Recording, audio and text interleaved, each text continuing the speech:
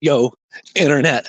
Holy shit, it's been a while since I did a live stream, especially while running. What is up, guys? How you doing? Your boy Danny Bauer, back at you with another live stream. It's been a while. There was a dog stopped. He wanted to check out the stream. He's a cool dog. Ugh. What's up, guys? I'm here to talk about my 5-step process to unlock your creative potential, because it is a life-changing process. And it's a process that can work for someone at any level, whether you're a beginner or a master of any sort of skill. I gotta talk about it while running, because why not? Oh my God. Some guy just told me my wiener was out. It is not, but that would be pretty wild. Wow, the roads are crazy today. Okay, so yeah, I came up with this 5-step process a couple months ago, and I've used it myself to help me when I feel stuck, and I've shared it with a lot of people to help them get unstuck, because it sucks to be stuck. You dig? So here we go. Step 1 is to simplify your definition of creativity. And for me, being creative is just executing ideas. Creativity is ideas executed. I actually remember the first time I did a running stream, I felt exceptionally creative, because I realized all it means to be creative is just to execute an idea. It's like, well, you just turn on your camera and start talking. That's creative. It doesn't have to be new or unique or special. And when I added running to it, it's like, wow, I can be creative with the space in which I live stream. By running, I'm changing my heart rate. And that's creative. It doesn't have to be a big thing. And step 1 is to simplify what it means to be creative, because often I see people not execute their ideas because they've made them too complicated. I would love to make a music video where I jump out of a helicopter and land in a field with 100 people dressed up like video game characters doing a choreographed dance. That's complicated. I don't have the resources to do that today. So rather than go, well, I guess I just can't make a music video, say, well, if the idea is create a music video, simplify it down. It's like, what do I have? Do I have a song written? Do I have a camera? It's like, well, I have a cell phone at the very least. And just make a video. Step 2 is to focus on the process. So once you've simplified what it means to be creative, focus on the process. And the language I really like is to say, I am going to engage in the process of. So instead of going, I'm going to write a song, you say, I'm going to engage in the process of songwriting. Because if you say, I'm going to write a song, you set an expectation for a level of productivity to happen. That might not happen. You know, you might spend 5, 10, 15, or 20 minutes writing, and maybe you won't have a full song at the end. And then, even though you were creative for 20 minutes, you might be disappointed. You'll go, wow, I'm a failure. So don't worry about the outcome, just focus on the process. Even this, when I'm like, I'm going to run a mile, that can be daunting, because if I haven't run in a while, maybe I can't do a mile, but it's like, I'm going to just put on my running clothes, my running shoes, and run. Run! And I'll get as far as I get. Focusing on the process of running rather than an expected result of a certain distance or a certain time. Gosh, I can remember a couple years ago, I got into push-ups around this time, right at the end of December. And I wanted to be able to do 30 push-ups by the end of January. And like 30 push-ups in a row. And at the end of January, I couldn't. And I felt like a failure. Like I dropped the ball, screwed the pooch. And my motivation to do push-ups dropped because of this story that I was a failure. Beginning of this year, I got into push-ups again, and my only goal was just to do push-ups every day, even if it was just one. And I got to a point where I was doing over 100 in a day. I was able to do 30 in a row. And so by letting go of the result, I was able to get better results. So focus on the process.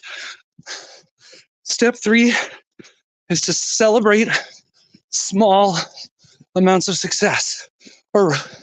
Celebrate small amounts of effort.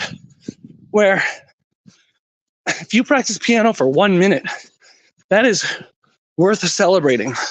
I'm serious. If you take your drawing supplies out of the drawer and put them on the table, that's worth celebrating. If you do one push-up, it's worth celebrating. If you turn on your camera and film yourself talking for 15 seconds, it's worth celebrating. Too often, people set the bar for what it means to be creative too high, and then they screw themselves. Say, I need to practice piano for 2 hours today. And then you practice for an hour and a half, and you feel like shit.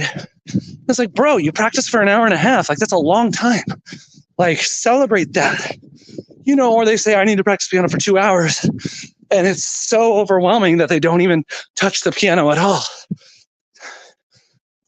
Set up a really almost laughably small metric for what it means to succeed in a creative endeavor. And then when you do it, you succeeded. Congratulations. Playing one note on the piano is a success. And, even if you're like, yeah, right, like nobody becomes a professional pianist by just playing one note. That's true. But also nobody becomes a professional pianist by saying they need to practice for 2 hours and then not even playing one note because it's too overwhelming. I guarantee you, if you play one note on the piano today, not to trick yourself into playing more, but just to literally play one note just to say you did, and you can do whatever you want after that. If you do that every day for a week, your piano playing will transform. I guarantee you. Step 4, so my favorite one is publish fearlessly. So I'm doing right now, bitches. Publish fearlessly.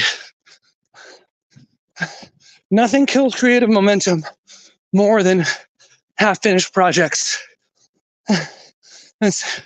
Publishing can be really scary because once you publish, it's out of your hands. Any mistake or blemish or whatever way you might feel it's wrong is out there. And a lot of people will work on a creative thing, get it to where they feel like it's like 95% done, and then not show it to anyone, because once you show it to someone, it's out there and it can be judged. But if you look at creativity, if it's like a funnel, or at the top of the funnel, there's like ideas. And as you start to work on the idea, it goes into the funnel. And publishing something is getting it out the bottom of the funnel, pooping it out, as they say in Columbus, Ohio. If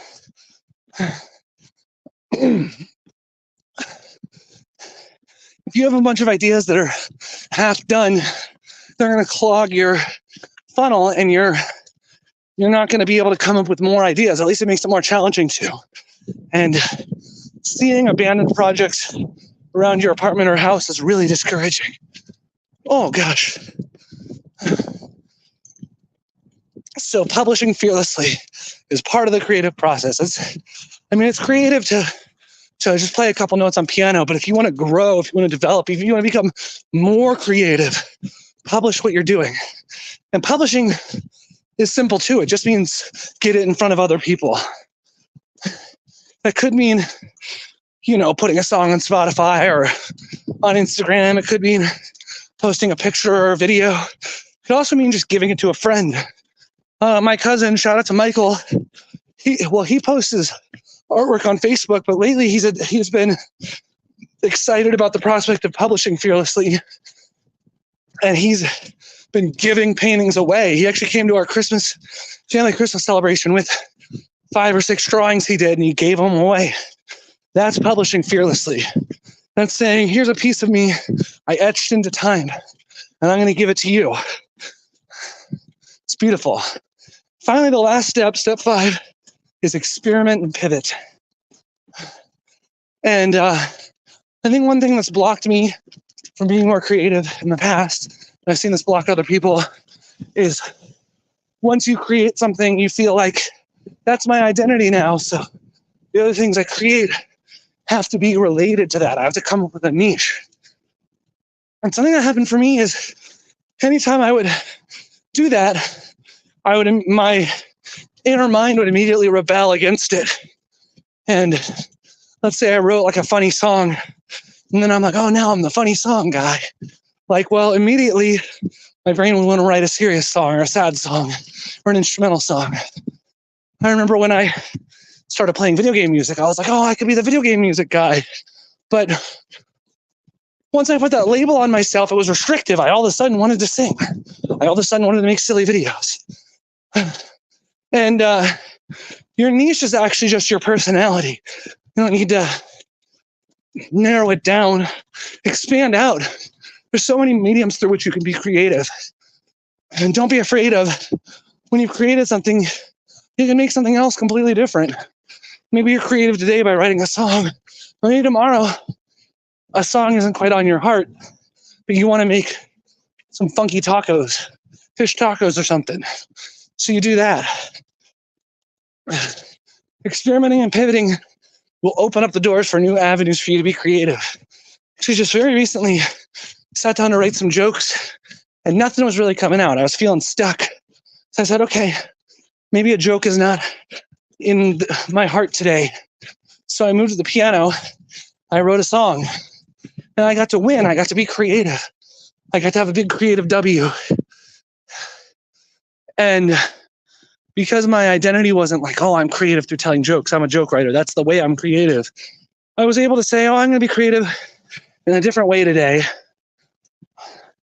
And I wrote a song. And then that night when I went to an open mic, I felt open and free and curious. And I wasn't just like, oh, this was a creative fail. I was able to show up with some excitement. I riffed some jokes and shared some stuff in a way that I think was coming from a place of I am creative.